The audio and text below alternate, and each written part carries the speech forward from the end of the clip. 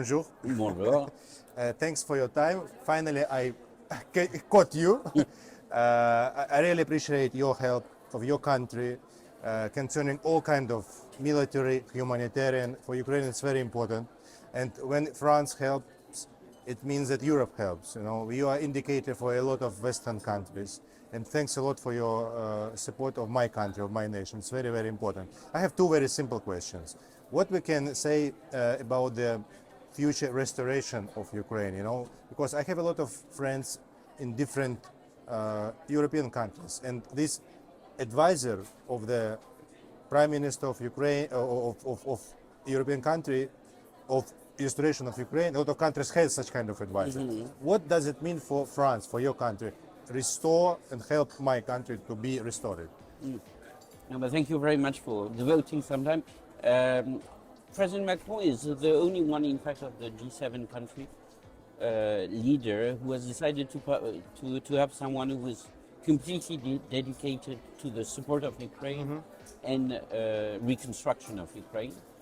So I'm quite in a unique position also in the G7, doing both, mobilizing both the international level, the European level, and bilateral, what France specifically can do in Ukraine.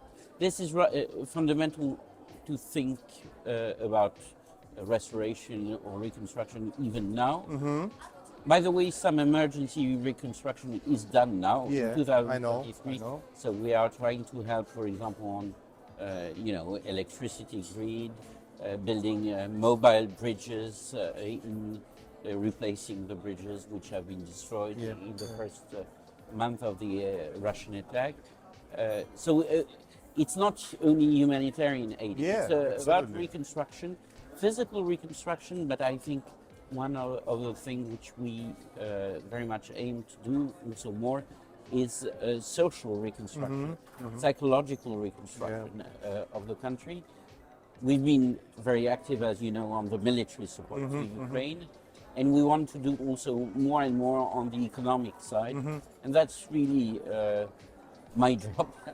Did you understand correctly? When they speak about the restoration of Ukraine, it's a multifunctional position. So humanitarian, any kind of thing. Yes, it's humanitarian, it's budget support, because as you know, as Europeans, we are helping more or less to close the gap in the Ukrainian budget to pay soldiers, doctors, civil servants in general. But it's also, project finance, infrastructure, health support. And also helping the displaced persons, which yes, obviously, and we've hosted 120,000 Ukrainians in France, 20,000 students. Integrated in the educational system. In the education system, obviously, we'll be very happy the day they go back, so that they have. This is investment in future. Yes, exactly, and for reconstruction, also the labor market should benefit from this knowledge and these people who have been in Europe and elsewhere. So that's very much what we are trying to do, and we are very much. I was 2 months ago or 1 month ago in Kiev, in Kiev, where I met the Prime Minister and most member of the government. I think we really. I think I was very pleased to see how French support is appreciated, but we really want to do even more in the future. So that's actually my second and last question about the future. About the future of Europe. You know, we see now in GlobeSec that a lot of different meanings exist about the future of European security system, about European Union, but I think that European Union will be, and Ukraine will be very important for European Union as a partner. So President Macron is very active in foreign policy, and he always say some political new ideas like independent autonomy, security autonomy. How you can explain these important, very important, I would say, things for the long term, because it's the things which Macron say, it's not just for today. I think it's a very long strategy. So what does it mean for the future of Europe? So first I would say You mentioned that there were different sensitivities Yeah. in different member states. That's true, but Ukraine has been one element which united in quite an exceptional way Other all countries. Europeans. Yeah, absolutely. So I would say first that's one thing. Second, I think the idea that we should protect also our capacity to decide about our future, which is very much the idea of a sovereign nation or a sovereign group of countries, has gained traction also in the last year. Also because as Ukraine understood that it cannot rely on others only for building its future, I think the idea which France and President Macron has very much pushed is that we cannot rely only on others to ensure our security, to ensure also and to define our interests, either Russia or China or other big powers. So what as Europeans we really want to achieve, and I think, President Macron has been very much pushing for Ukraine to get its candidate status.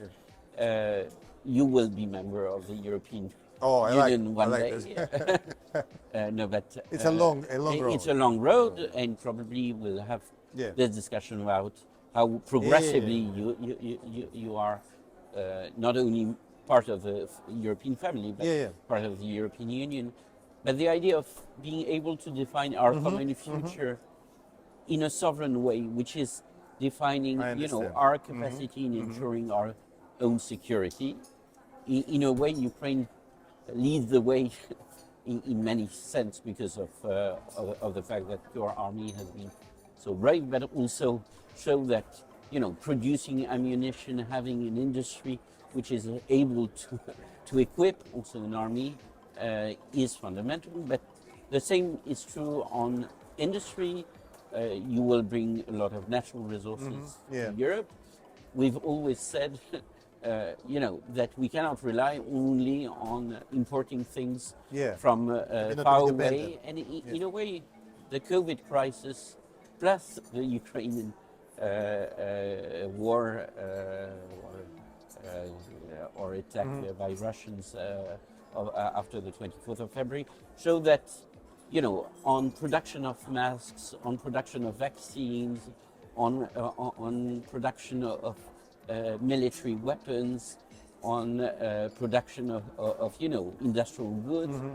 We have also to think as Europeans about how we can also have our capacity here to also shape the future we want for ourselves. Thank you for your help, for your explanation, for every kind of help you do for my country. Thank you very much.